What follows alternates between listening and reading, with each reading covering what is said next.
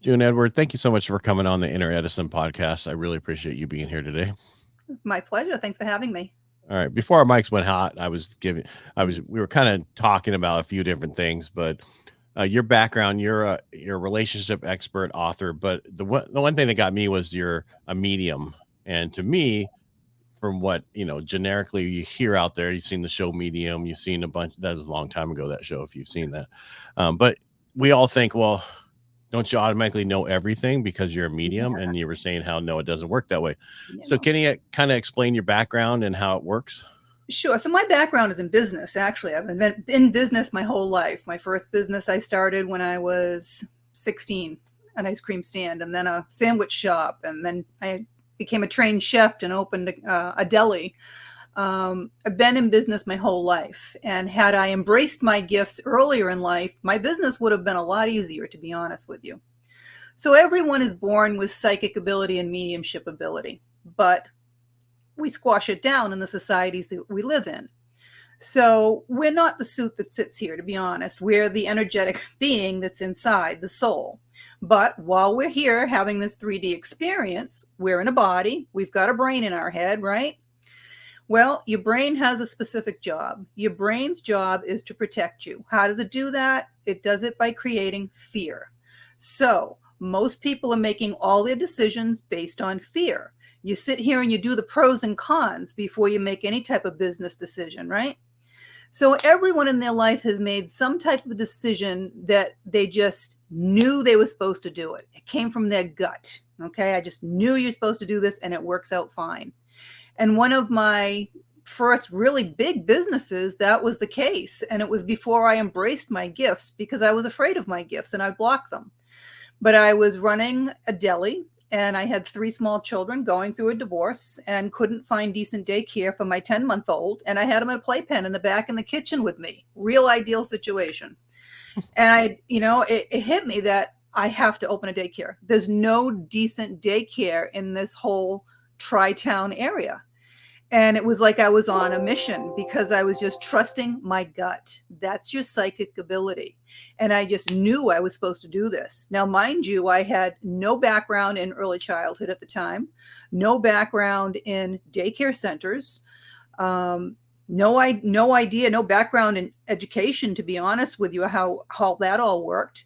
Yet I found a 5,000 square foot building made out of brick. And I knew as soon as I saw it, that was the one. And it happened to have been a gun shop at the time. So it had the gunproof windows and the glass in the front, the shatterproof glass that you needed for a daycare. I didn't know that at the time, but because I was listening to my intuition, the universe guides you and it takes you where you're supposed to be. And as soon as I saw this building, I knew this was supposed to be it. Now, mind you, I had $10,000 in my pocket from selling my deli. And the rent on this place was $5,000 a month.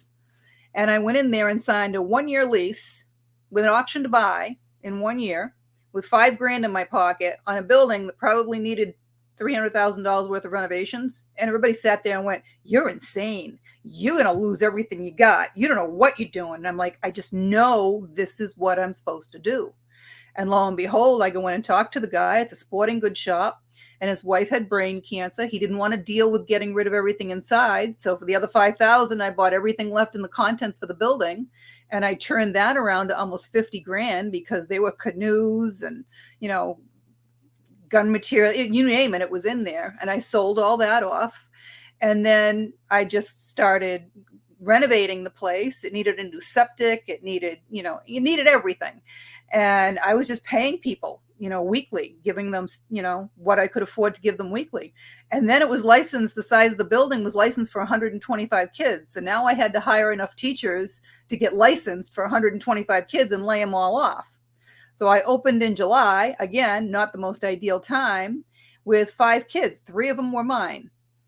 I just knew I was supposed to do this. And by September, I was almost full. Wow.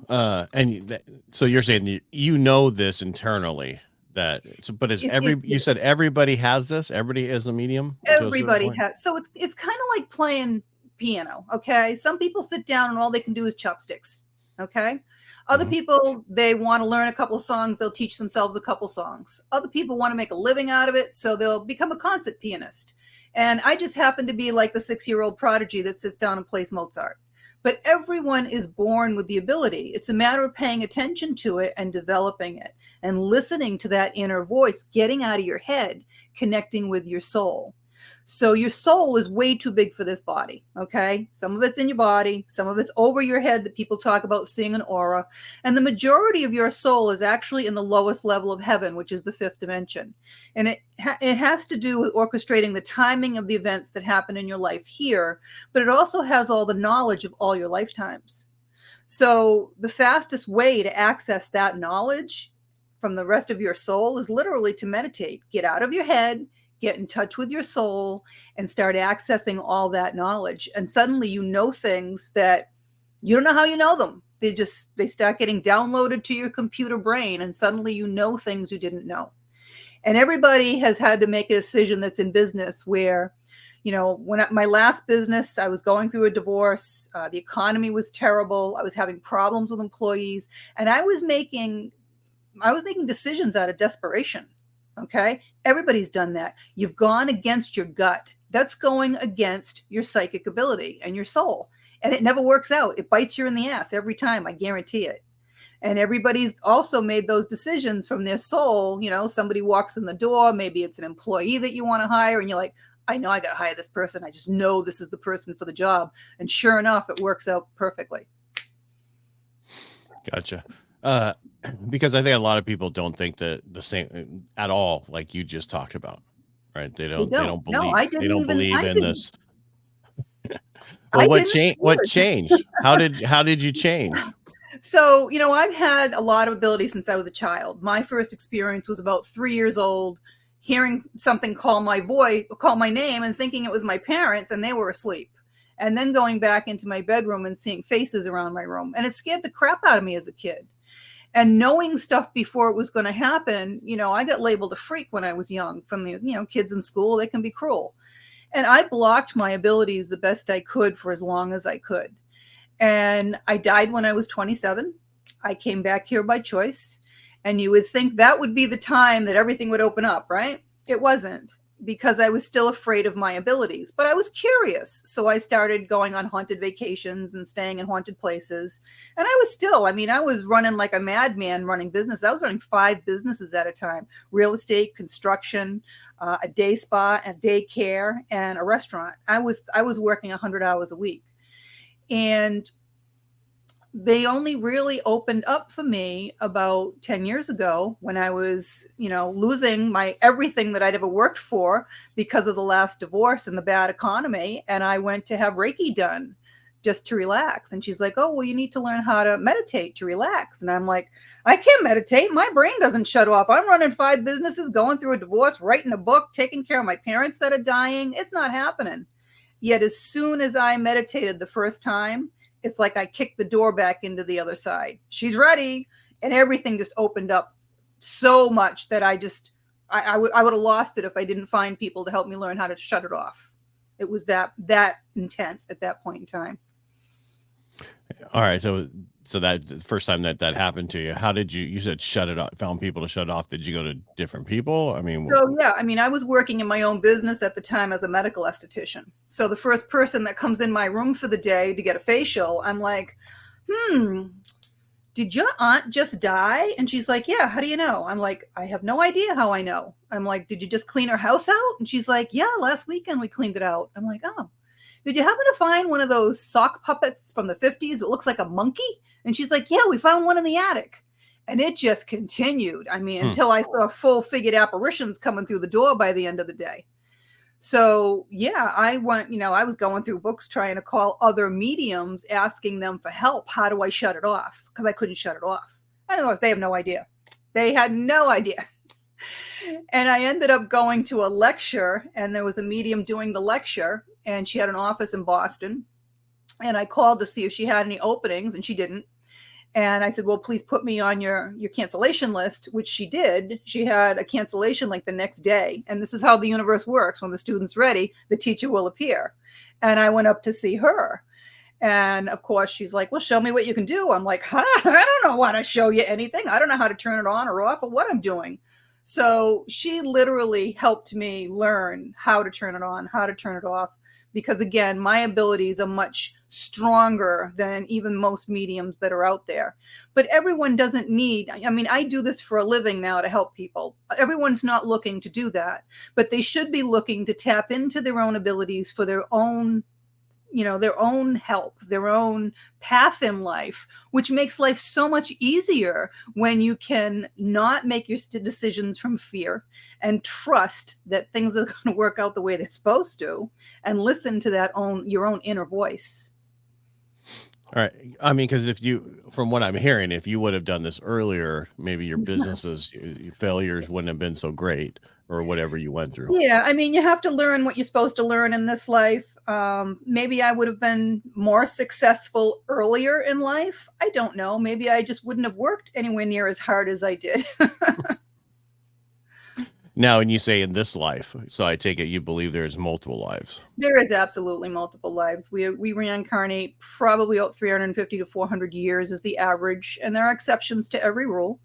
And we take with us from past lifetimes a lot of the traits that we've had. So we reincarnate as males, females, whatever it is you're looking to do and learn in this lifetime. And my latest book, which is a bestseller, All's Fair in Love and Karma, talks about that. It talks about the 5 lessons that your soul is here to learn. So you understand why the things are happening in your life. How come I keep on, bringing the same people into my life that aren't helping me? How come I can't keep money in my hands?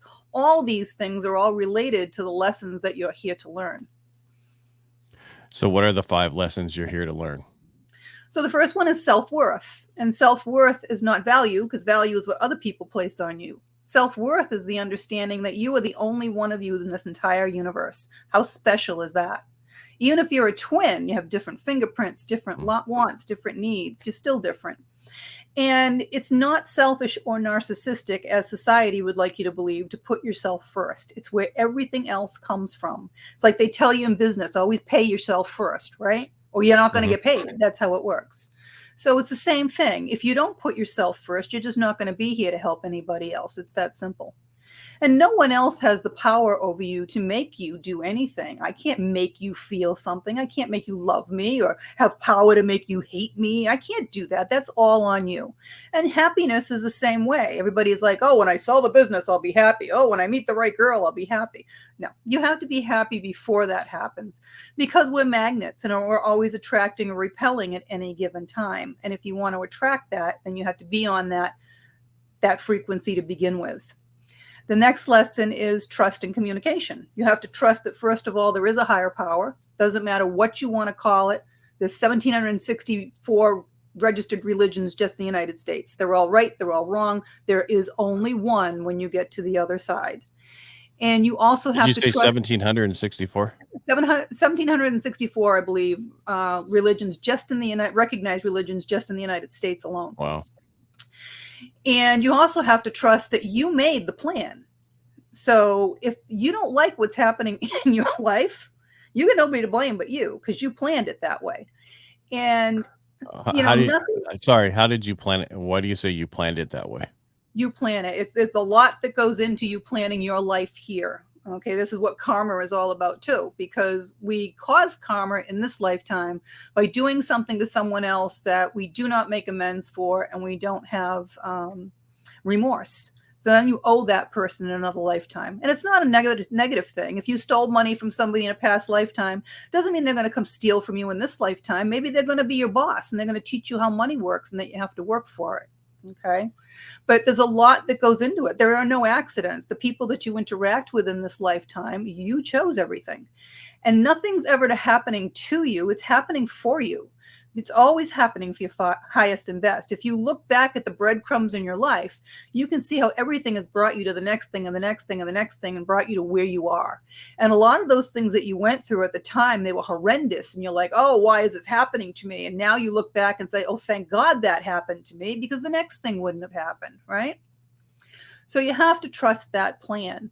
And if you can't stay on your path, because you're stubborn, the universe will step in and give you a little push, put you back on your path. And you have to be able to communicate your wants and your needs to the people in your life. And everything is relationship. Business is relationship.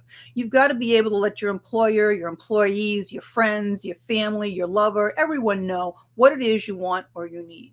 Okay.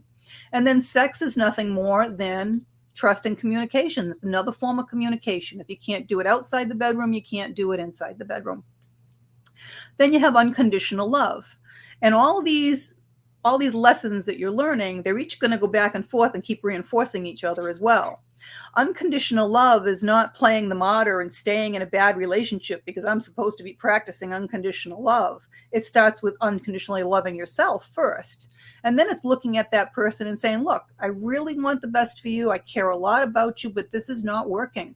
We need to go our separate ways. And it's meaning it. It's not waiting till the weekend and bad mouthing them to all your mutual friends. It's really wanting the best for both of you and moving on. Suppose you had a child that you love unconditionally and they do something horrific, like murdering a neighbor in a fit of rage, and they go to prison for the rest of their life. You don't like what your child did, but hopefully you're still going to love that child, right? Mm-hmm. And if you're still having problems with learning unconditional love, then the universe will step it up one more. Maybe a drunk driver will take that child away from you. And that child knew that they weren't going to be here that long because they made their plan as well. And I can trust you. It's amazing on the other side. It's just tough for us on this side to lose them. But are you going to now destroy your own life, feeling hate at the person that, took his life or her life? They have their own lessons to learn and their own reasons for things happening. Then you have money and balance. And money is energy. This is why it's called currency. And it's what we use in this 3D life to show whether or not your life is in balance. Everything in the universe has to stay in balance. This is why you have good and evil. You have night and day. You have up and down. And everything has to be an even exchange of energy. You don't walk into the grocery store and plop down $1 million for a gallon of milk, right? Not yet. Not yet. Just getting there. Not yet. But it's got to be an even exchange of energy. When I first started my relationship mastery program, I had given it to a couple of veterans at no charge because they were going through a separation and didn't have enough money. And neither one of them did the program. It had no value to them because it wasn't an even exchange of energy. Okay. So you got to always charge somebody something in order for them to appreciate it. Yeah. Even exchange of energy. So now suppose you're working 80 hours a week and you're just trying to save your money. Well, now your whole life is out of balance because you have no time to spend with your friends, your family, your own hobbies. And then you're just hoarding your money because you don't have enough self-worth to spend the fruits of your labor on yourself there either. Okay. And people have to understand that money is, because it's energy, it has to flow like energy. You can't see the air you're breathing, but it's there. You can't see the microwaves cooking your food, but it's there. Money is energy. And the more you put out, the more it comes back to you. It's how it works. You are never meant to live in lack, ever. If you are, it's your own fault. Bottom line, you have to do the work to get the reward. This is how the universe works. And if you ask for something, you have to also do your part. You can't sit on the couch and say, oh, I'm looking for Prince Charming, and then expect the UPS guy or the mailman to deliver them. You got to get your butt out there somewhere so they can put them in your path. Okay. Mm-hmm. And then the last lesson is patience. And that's a big problem for a lot of people because we live in a world right now of instant gratification. And everybody wants everything now or yesterday. They don't want to wait for it. Well, everything comes to you in the perfect time that it's supposed to. You can't force something to happen in your life. If it's not supposed to happen at that point, it's not going to. And it's going to happen when you planned it. Every little girl wants to get married and have babies, right? How stupid it would be if the stork shows up at the 5-year-old's doorstep delivering real babies, right? Right. And by the same token, if you're hitting 35 or 40 and you're sitting there going, oh, my biological clock is ticking. I haven't gotten married and had kids yet. Well, if you haven't, it's because you haven't planned it yet in this lifetime. And it doesn't mean it's still not going to happen. Maybe when you're 50 or 60, you're going to meet a widow or a widower and you're going to raise their children for them. You don't know. And you're not supposed to know everything that happens in your life. If you did, you wouldn't get your butt out of bed in the morning. It's that simple. All right. So how long have you believed this way with the soul thing and the heaven and all that stuff this way? So I died at 27, believe me, I believed in heaven because I went there. You can't, our belief system is based on what we're taught or what we experience. And when you experience something differently, your belief system is going to change. Okay. I always believed in a higher power, but once you're there, you're there. And, I never believed really in angels or saints or any of that until they started coming through. They're real. They're all real. And my knowledge basically has, for the most part, come from the other side. They're the ones that have given me the information. So if you look at quantum physics and the speed of light, it's almost 300 million miles a second. When I died and my body and my soul, I left my body and my soul went into the light, into heaven, I was traveling at that rate of speed. Now it went into my body at that speed when I came back. That's a very high frequency. My vibration is much higher than most people right off the bat. And I have the ability to go back and forth to the fifth dimension at will. I haven't been able to go beyond it. They've given me glimpses of it. But while I'm tethered to this body in 3D, that's the level, that's the highest level they've allowed me to go for my soul to go back to. All right. So people who don't know, you said fifth dimension. Is it the sixth dimension you're talking about? What is that? So we live in the third dimension here. Okay. So it's 3D. When you go to sleep at night, more of your soul leaves your body because your vibration rises, and you go to the fourth dimension, which is kind of like a little sandwich space. And the fifth dimension is the lowest level of heaven, where the majority of your soul is kept. So if someone's trying to reach you to give you a message, maybe you're in danger and you've got your mother or father or a brother or sister on the other side, and they're trying to give you information, and you're not paying attention during the day because you're not tapped into your soul and your intuition, or you're not meditating, they will come to you in your dream state. And it's a visit, not a dream, because it feels real. You wake up right away and you remember it all. That is a visit. Gotcha. All right. So then heaven is the... So heaven starts at the fifth dimension, and I honestly don't know how high a dimension it goes, but I know that our souls go to the different level and the different dimension based on our belief system and how advanced our souls are. All right. So you said you died at 27. Mm-hmm. Was it how did you die at 27? So I was having back surgery. I injured my back when I was 22, and I put the surgery off for 5 years because I just knew I was going to die. I knew if I went in for the surgery, I was going to die. And I put it off to the point that they told me I didn't have a choice. I had to go in and have the surgery done. And I let everybody know the night before, listen, I think I'm going to die when I go in for this. And they're like, oh, no, you're just afraid. And the night before the surgery, I had an MRI done on my back with an IVP dye, an iodine-based dye. And I told them I thought I was allergic to it. I'd had it once before. I had a really bad reaction. And they're like, oh, no, that's common. Everybody has that reaction. I'm like, okay, what do I know, right? I'm not the doctor. And as soon as they gave it to me, I coded. And I didn't see a tunnel. I immediately was gone. I was just gone.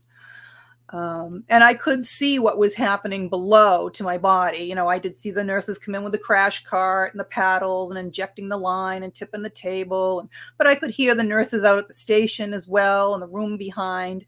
And then I was watching a life review of my life, which is like sitting in the front row of an IMAX theater, and you're seeing all this go by. And, they term it an NDE, a near-death experience. And that's what the scientists have coined because they haven't been able to quantify it yet. I never considered it that because I knew I died. But researching it later, I've learned that less than 10% of the people that die get to the level that I got to, and less than that have a full life review, and even less than that have an option to come back, because I was told that it wasn't really my time. I could stay if I wanted to, or I could come back. It was my choice. And I've since learned that, we write those outs into our life path. I had a very, very difficult life, and it was something that I wrote into my life that I could have taken that out at that time if I chose. When you say we write it into our life, when do we write it into our life? Before you come back to reincarnate it again. You spend a lot of time. So every archangel has a soul group, and there's hundreds of millions of people in each soul group. And you reincarnate every lifetime with the people that are in that same soul group. And it's like making a Monopoly game. Everybody sits down and decides, well, I think I'm going to be your father this year, in this, reincarnation. And, this one's going to be your wife, and you're going to have these kids. Everybody you come in contact with. But it's very complicated because, the universe wants you to think you have choice, right? So it's going to offer you door A, B, and door 1, 2, and 3. You take door 1, you go through it, you get married, you have a couple kids, you get divorced. You're going to be back in front of door 1, 2, and 3. You take door 1 again because we're creatures of habit, right? You get married again, you have a couple more kids, you get divorced again, you're in front of door 1, 2, and 3. Well, if you learn the lesson you were supposed to learn, you're not taking door 1 anymore. You're going to take door 2 or door 3. If you're stubborn and you haven't learned your lesson, you can take door 1 the rest of your life, and you can delay all your lessons until the next lifetime and not learn a damn thing while you're here. These are the choices that you have. But you also have to have options. Okay. So if you keep taking door 1, the person that would have been behind door 2 or door 3 for you that you should have been with, obviously you're not going to be with them. You're going back through door 1 again. You're on that same lower vibration, that lower frequency. And, it's an option. So now if you choose this one, this is going to happen. It's very, very complex, very complex. And the only unacceptable out is if you take your own life. That's never an acceptable out. And when that happens, the angels are the ones that help you write your life plan. They have to now jump into everyone's life that you were supposed to interact with and do alternate plans for those lives. So it's very, very complex. And you say you do this for 350 years?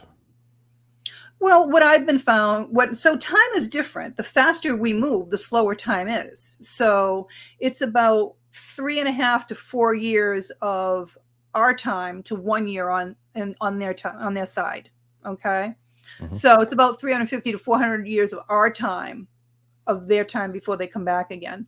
And it's kind of like a mini vacation, because if you think about it and you're on the other side for a long time and you don't have a body, there's lots of things you can't do, because they literally can only live vicariously through us. This is why they used to say, set an extra table at the dinner, extra plate at the dinner table, and they'll come have dinner with you. And they will. If you're enjoying something, they're right there with you enjoying it. If you're stuck in grief and crying, they're right here with you, stuck in grief and crying.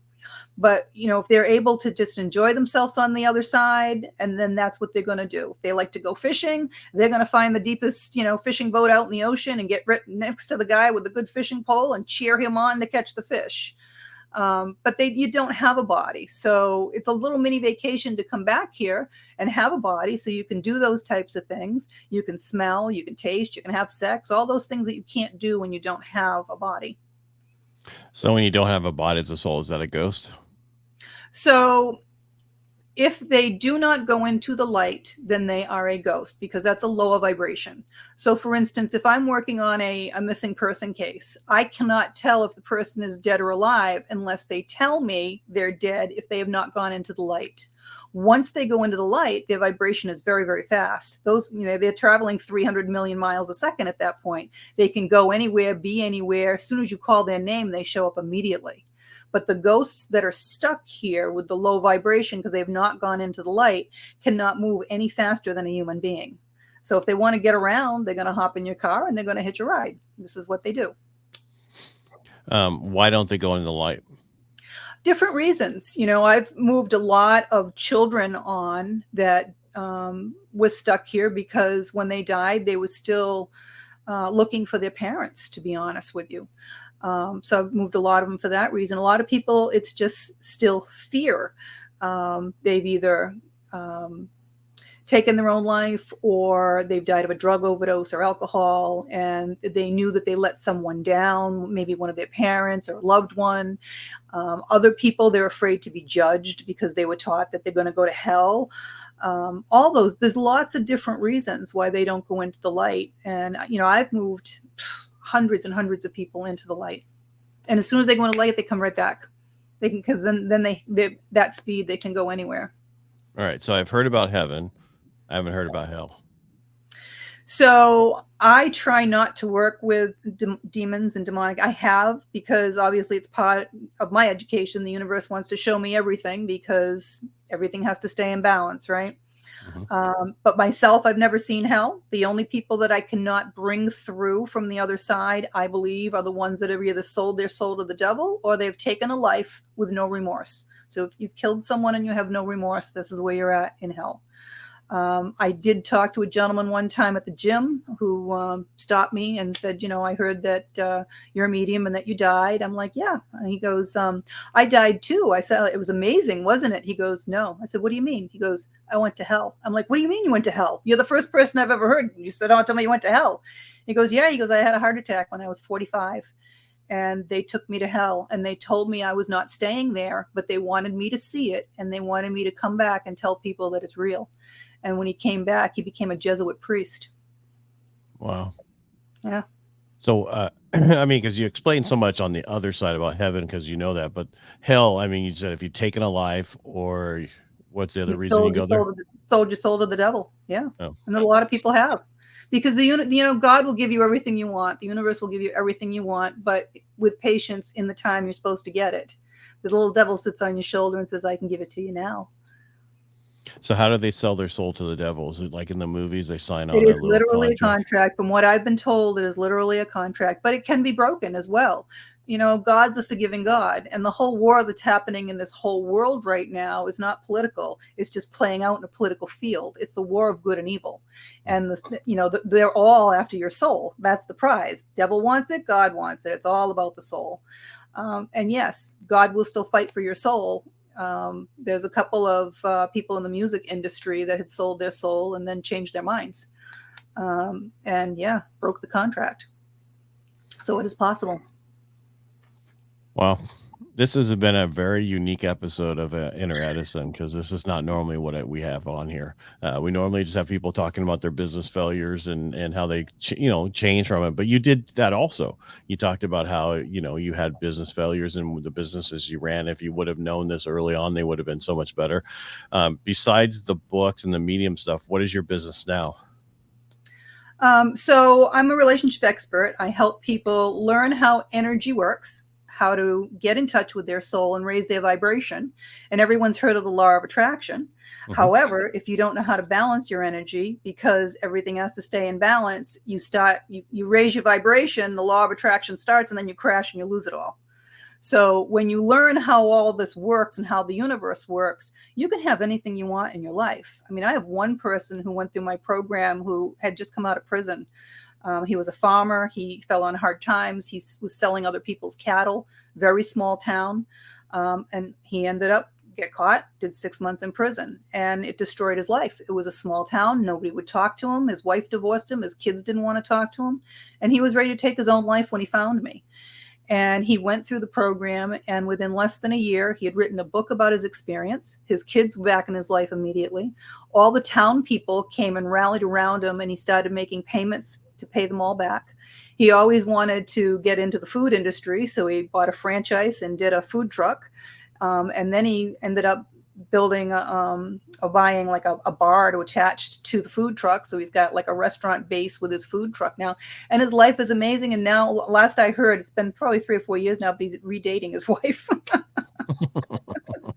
which was his goal to begin with. All right. So there was a movie out there. First, there was a book, Think and Grow Rich. And then there's the Secret movie. Is that pretty much the law of attraction work for that too? Or is that something totally different? So The Secret has to do with twin flames, which is a little bit different because there's technically 3 different types of relationships, but it also does talk about the law of attraction. So because we're magnets, we're always repelling or attracting at any given time. Everyone that's in your life is on the same energetic frequency that you're on. Excuse me. It's just like a radio station. You can't get the radio station in unless you're on that frequency, right? And It's the same thing. So if you want to bring in better quality, more abundance, then you have to literally raise your vibration and get into the energy flow. And this is what the law of attraction is all about. But again, if you don't understand how to balance your energy, you'll crash. You won't maintain it. And that's a problem. I don't know anyone else that's teaching it and knows how to balance energy, because it's a process. It literally takes 5 or 6 weeks to be able to learn how to balance your energy and maintain it. And how do you teach that? Through a course, online? I do, yeah. It's a 7-week course that you get modules each day. And, quite honestly, it was divinely created, because what I've learned is that if people don't do the course in order, in a timely manner, your energy doesn't shift. You have to start it again from the beginning and do it again. And I've had a couple of students that, you can read a book but not absorb what it is you're supposed to get. Mm-hmm. They had to do the course 2 or 3 times before their energy literally shifted and balanced. Wow. June Edward, thank you so much for coming on the show today. I really appreciate it and talking about what you talked about, because like I said before, this is not something we would normally talk about on an Inner Edison podcast. So thank you so much for bringing it to us today. Oh, it's my pleasure. Anyone that's listening, there's some tidbit in there that you need to know. How do people find you? What's the easiest way for them to find you? My website, juneedward.com. There are links to all of my books. You can book a service with me if you'd like. I do numerology, astrology, which is very accurate. It's called the Destiny Cards. Regular readings. I do Akashic Records, which is your past life. If you're interested in why something's happening in this life, you can't get it out of your system. You can't get ahead, whatever it is. You can look at your past life and see what it is you brought through that's causing the problem or the issue. And there's a free webinar you can sign up there for too, just to learn a little bit more about how energy works. All right. Again, check out June Edward. Go to juneedward.com and figure out if this is for you. It's a very unique situation, very unique information we got today. And thank you so much for being here, June. My pleasure. Thank you.